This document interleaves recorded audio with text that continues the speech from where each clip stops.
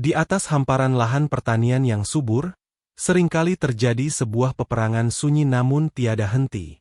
Di satu pihak, para petani berjuang untuk menumbuhkan tanaman pangan yang menjadi sumber kehidupan. Di pihak lain, gulma dengan kegigihannya yang luar biasa, terus-menerus muncul untuk merebut air, nutrisi, dan cahaya matahari.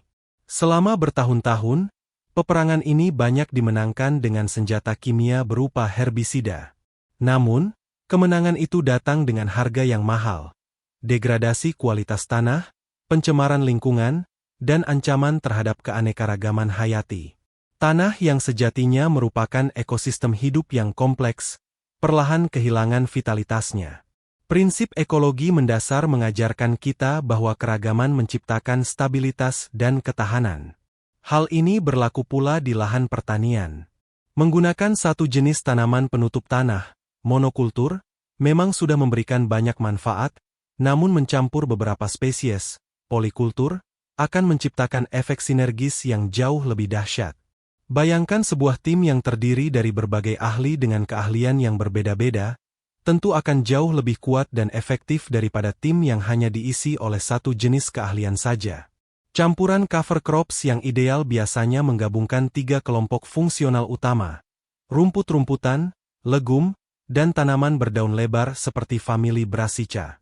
Kelompok rumput-rumputan, misalnya, oat atau ryegrass, dikenal memiliki sistem perakaran serabut yang padat dan mampu menghasilkan biomasa di atas permukaan tanah dalam jumlah besar. Akarnya yang masif sangat baik untuk memperbaiki struktur tanah dan mencegah erosi, sementara tajuknya yang rimbun efektif dalam menaungi dan menekan gulma.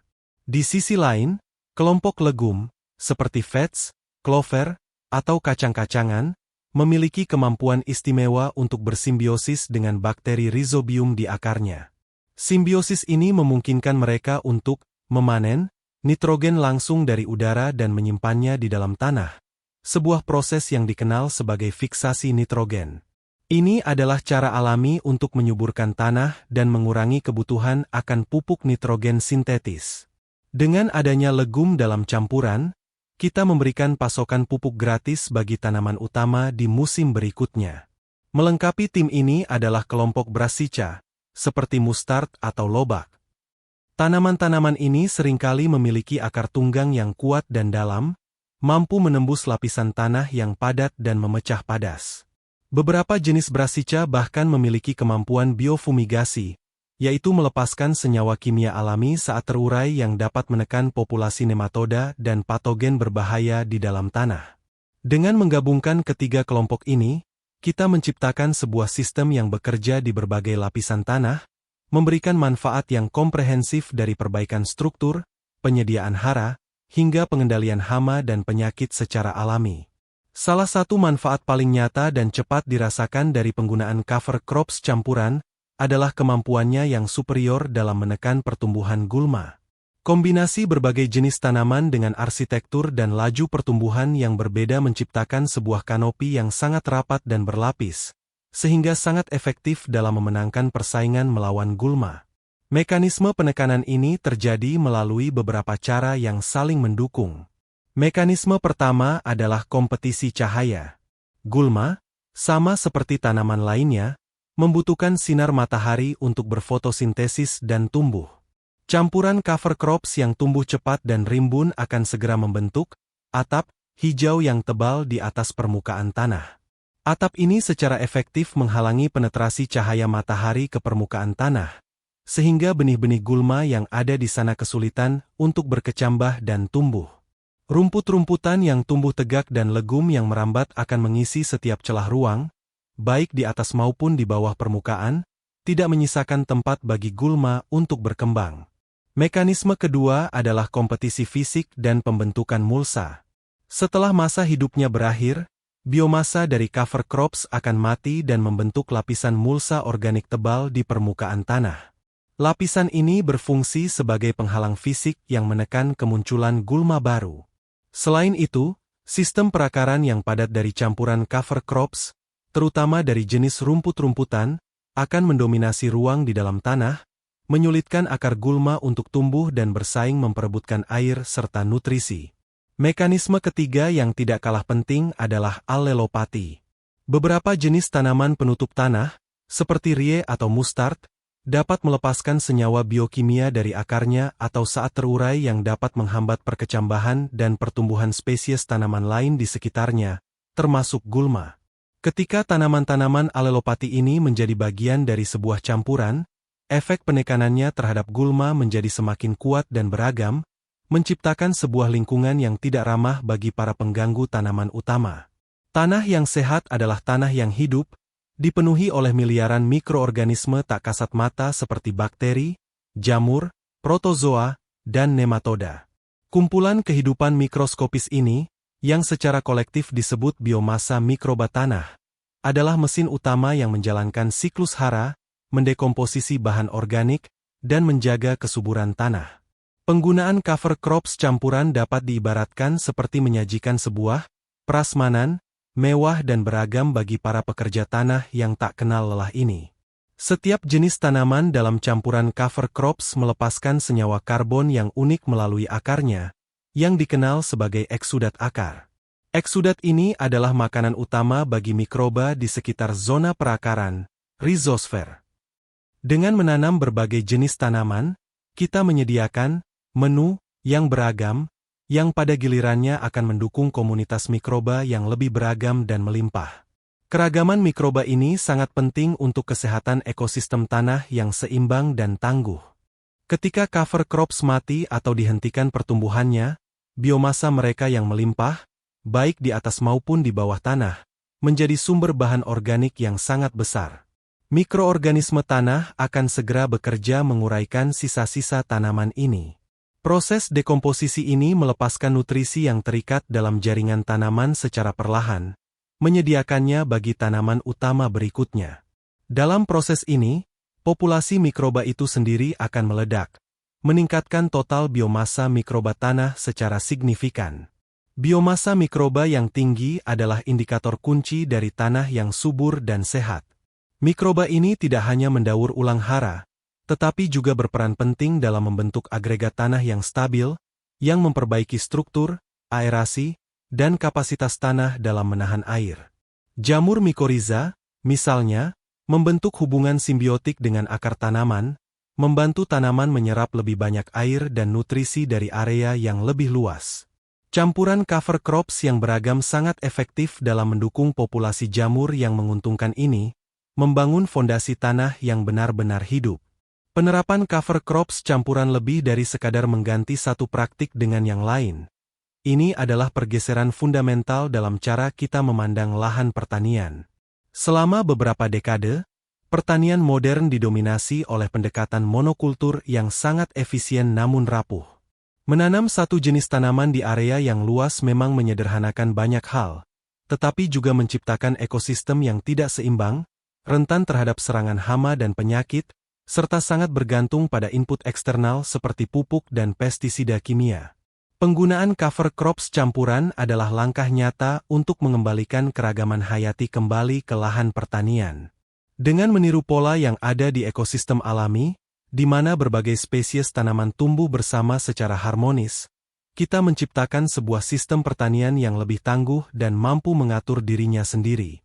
Campuran ini menciptakan habitat bagi serangga yang menguntungkan, seperti predator alami hama dan polinator, yang selanjutnya mengurangi kebutuhan akan insektisida. Tentu saja, penerapan sistem ini membutuhkan pengetahuan dan perencanaan.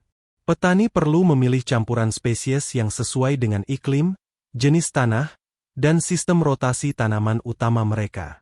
Waktu tanam dan cara menghentikan pertumbuhan cover crops, misalnya dengan cara digulung, dipangkas, atau dibajak ringan, juga perlu dipertimbangkan dengan cermat untuk memaksimalkan manfaatnya tanpa mengganggu penanaman tanaman utama. Namun, investasi dalam pengetahuan ini akan terbayar lunas dalam jangka panjang. Lahan yang dikelola dengan cover crops campuran akan menjadi lebih subur dari tahun ke tahun.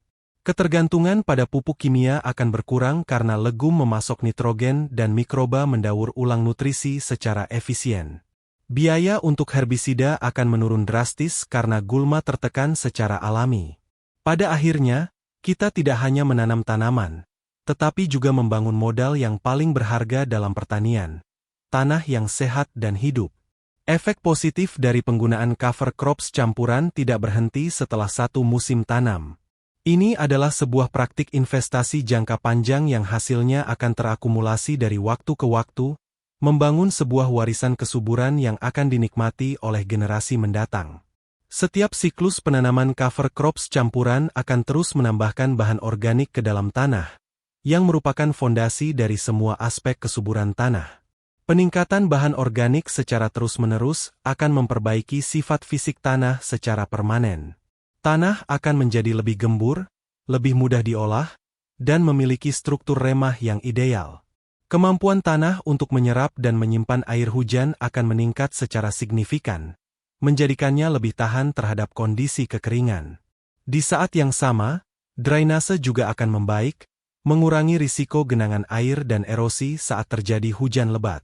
Dari segi kimia tanah, siklus hara akan menjadi lebih efisien dan tertutup. Nutrisi yang mungkin hilang karena pencucian, seperti nitrogen, akan ditangkap dan disimpan dalam biomasa cover crops dan mikroba, kemudian dilepaskan kembali secara perlahan untuk tanaman berikutnya. Hal ini menciptakan sistem penyuburan mandiri yang mengurangi kehilangan nutrisi berharga ke lingkungan. Aktivitas mikroba yang tinggi juga dapat membantu melepaskan unsur hara yang sebelumnya terikat di dalam tanah, seperti fosfor, sehingga lebih tersedia bagi tanaman. Secara biologis, tanah akan menjadi sebuah ekosistem yang lebih kompleks dan stabil. Keanekaragaman hayati di dalam tanah, dari mikroba hingga cacing tanah, akan berkembang pesat. Tanah yang hidup ini memiliki kapasitas yang lebih besar untuk menekan penyakit tanaman secara alami, karena patogen harus bersaing dengan komunitas mikroba menguntungkan yang dominan. Dengan demikian, lahan pertanian berubah dari sekadar media tanam menjadi mitra ekologis yang dinamis. Mengadopsi cover crops campuran adalah inti dari sebuah gerakan yang lebih besar, yaitu pertanian regeneratif. Visi dari pertanian regeneratif bukan hanya tentang keberlanjutan atau tidak merusak, tetapi lebih jauh lagi, yaitu secara aktif memperbaiki dan meregenerasi kesehatan ekosistem, dimulai dari tanah. Praktik ini mengubah peran seorang petani dari sekadar penanam komoditas menjadi peternak tanah atau penjaga ekosistem. Fokus utama beralih dari memberi makan tanaman secara langsung dengan pupuk kimia, menjadi memberi makan tanah terlebih dahulu. Dengan menyediakan makanan berupa biomasa cover crops yang beragam, kita membiarkan biologi tanah yang kompleks melakukan tugasnya untuk menyuburkan tanaman. Ini adalah sebuah sistem yang lebih cerdas, lebih efisien, dan jauh lebih tangguh dalam menghadapi ketidakpastian iklim dan tantangan lingkungan lainnya. Praktik ini juga membawa manfaat ekonomi yang nyata. Meskipun mungkin ada biaya awal untuk benih cover crops, penghematan dari pengurangan penggunaan pupuk, herbisida, dan bahkan bahan bakar untuk pengolahan tanah dapat menjadi sangat signifikan dalam jangka panjang. Hasil panen yang lebih stabil dan berkualitas tinggi dari tanah yang sehat juga akan meningkatkan profitabilitas usaha tani. Pada akhirnya, penggunaan tanaman penutup tanah campuran adalah sebuah kisah tentang harapan. Ini adalah bukti bahwa kita dapat memproduksi pangan yang kita butuhkan sambil menyembuhkan planet ini. Dengan menutupi tanah kita dengan selimut hijau yang beragam, kita tidak hanya menekan gulma dan memberi makan mikroba. Kita sedang menenun kembali jaring-jaring kehidupan di lahan pertanian kita, memastikan bahwa tanah yang kita kelola hari ini akan menjadi lebih baik, lebih subur, dan lebih hidup untuk generasi-generasi yang akan datang.